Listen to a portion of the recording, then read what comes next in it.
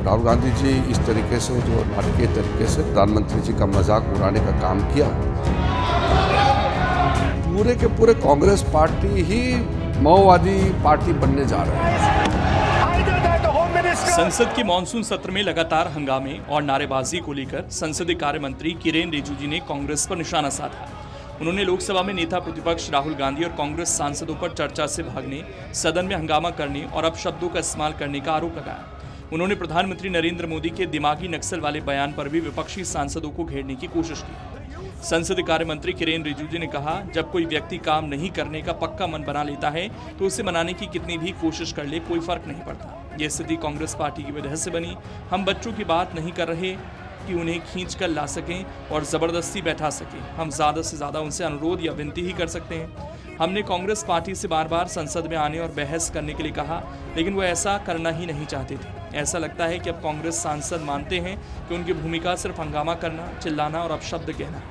उन्होंने कहा, अगर कोई सांसद सिर्फ हंगामा करना चाहता है तो उसके सांसद होने की ज़रूरत ही क्या है? वो सड़कों पर जाकर प्रदर्शन कर सकता है। मेरा मानना है कि कांग्रेस सांसदों ने खुद को ये समझ लिया है कि उनका काम बोलना नहीं बल्कि हंगामा करना और अपशब्दों का इस्तेमाल करना है।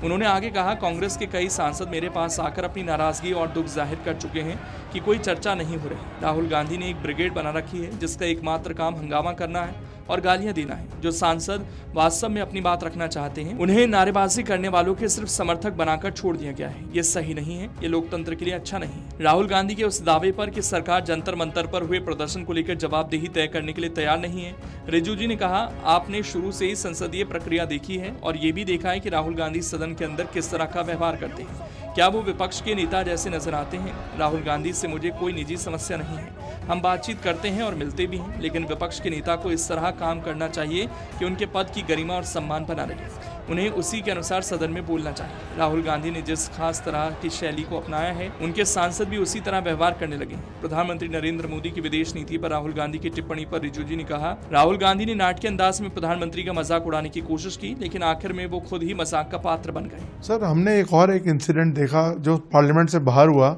जिसमें उन्होंने फॉरेन पॉलिसी को लेके एक हक करके दिखाया और जिस तरह का शब्द फिर मेलोनी जी को लेके बोला, इसको इस तरह के प्रकरण को आप किस तरह से देखते हैं? मैंने भी देखा और सबने देखा वो तो।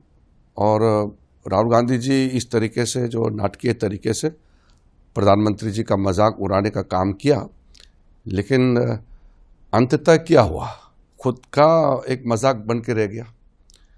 अपने पद, अपने जो कैरेक्टर है उसको उसने बुरी तरह से घायल किया है, उससे उभरना मुश्किल है अब। समाजवादी पार्टी के इस आरोप पर कि सरकार कथित राम मंदिर चढ़ावा मामले और दूसरे शब्दों पर बहस करने से इनकार कर रही है। संसदीय कार्य मंत्री ने कहा कि हम वास्तव में छात्र आंदोलन पर चर्चा के लिए तैयार थे, सभी मुद्दों पर एक साथ चर्चा नहीं की जा सकती। वहीं संसद में केंद्रीय गृह मंत्री अमित शाह के बयान की कांग्रेस की मांग पर रिजिजू ने कहा, कांग्रेस पार्टी संसद का सामना करने से डर गई है, इसी वजह से उन्होंने चर्चा से भागने का बहाना बनाया। जब सरकार हर सवाल का जवाब देने और स्थिति व दूसरी सभी जानकारियां समझाने के लिए तैयार थी, तब कांग्रेस पार्टी भागने लगी, सिर्फ इसलिए क्योंकि वो सच्चाई का सामना करने की स्थिति में नहीं थी।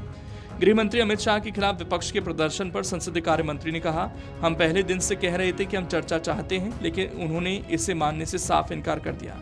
वो सिर्फ बहाना बना रहे थे। संसद का सत्र शुरू होने से पहले ही उन्होंने नारेबाजी शुरू कर दी थी। उन्होंने कहा, समस्या यह है कि कांग्रेस सांसद और दूसरे सांसद मेरे पास आकर कहते हैं कि संसद को चलाने के लिए मैं कुछ करूं। मैं उनसे पूछता हूं, मुझे क्यों कह रहे हैं? राहुल गांधी से जाकर बात करो। आखिर संसद में कांग्रेस के सदस्य वही करते हैं जो राहुल गांधी कहते हैं। पीएम मोदी के दिमागी नक्सल वाले बयान पर विवाद को लेकर रिजिजू जी ने कहा, एक तरह से कांग्रेस पार्टी खुद को माओवादी और नक्सली संगठन में बदल चुकी है। सर, अभी एक और विवाद खड़ा हो गया। आपने जैसे जो ट्वीट करके बोला कि दिमागी नक्सल की आपने एक परिभाषा दी कि कौन है, प्रधानमंत्री ने भी इस शब्द का इस्तेमाल किया। फिर अब एक ट्रेंड चल रहा है कि प्राउड टू बी दिमागी नक्सल। चिदम्बरम जी ने इनफैक्ट जवाब दिया, और एक आज हमने अभी पढ़ रहा था आज से पहले कि दिमागी नक्सल पार्टी भी बन गई है। तो इसको आप किस तरह से देखते हैं? देखिए, एक तरीके से कांग्रेस पार्टी अपने आप को माओवादी और नक्सलवादी बना दिया है। ठीक है, सोनिया गांधी जी का जो नेशनल एडवाइजरी काउंसिल में जो लेफ्ट विंग वाले जो सोच विचार रखने वाले, वो बढ़ा हुआ था, लेकिन अब पूरे के पूरे कांग्रेस पार्टी ही माओवादी पार्टी बनने जा रहे हैं। एक तो मुस्लिम लीग पार्टी बन गए, अब वो माओवादी पार्टी भी बनने जा रहे हैं।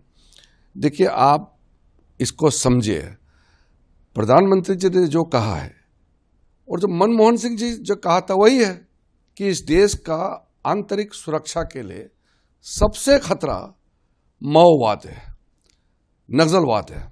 इसको खत्म करना होगा और मोदी जी के नेतृत्व में नक्सलवाद जो आर्म्स हथियार लेकर के देश के खिलाफ लड़ाई लड़ रहे हैं उसको लगभग समाप्त कर दिया।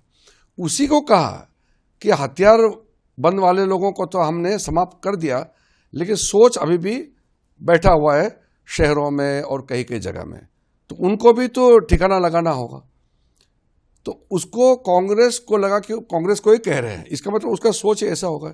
इसलिए मैंने अच्छी तरह से साफ शब्दों में समझाया कि नक्सलवाद का क्या मतलब होता है और दिमागी नक्सल कौन लोग हैं।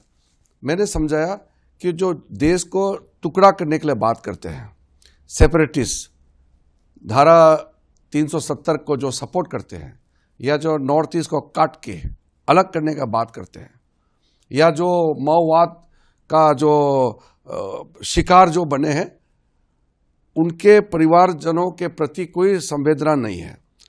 कोई आर्मी, कोई CRPF, SSB, BSF, ITBP, CISF, NSG, कोई भी परिवार अगर नक्सलवाद के शिकार बनते हैं, मर जाते हैं, तो जश्न मनाते हैं ये माओवाद और दिमागी नक्सल लोग। वही तो हम बता रहे हैं कि यही लोग दिमागी नक्सल है। तो उसको खुद कांग्रेस क्या खुद अपने आप को वही मानते हैं क्या? और दफली बजा करके जो लोग आर्मी का खिलाफ गाना गाते रहते हैं, तो ये तो ठीक नहीं ना देश के लिए।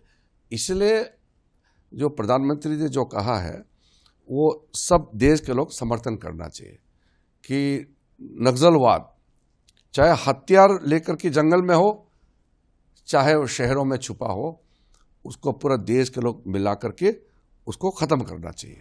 उन्होंने आगे कहा, कांग्रेस को लगा कि ये बात उनके बारे में है।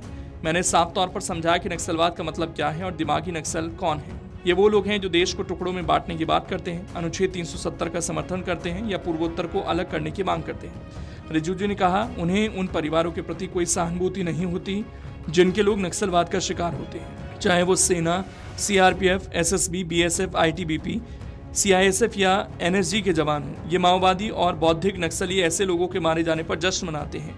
यही मेरा मतलब दिमागी नक्सली से है। और ये सोचकर हैरानी होती है कि क्या कांग्रेस भी इसी विचारधारा को मानती है। अगर आप ये वीडियो YouTube पर देख रहे हैं तो हमारे चैनल को सब्सक्राइब कर बेल आइकन दबाएं और Facebook पर देख रहे हैं तो हमारे पेज को लाइक करें।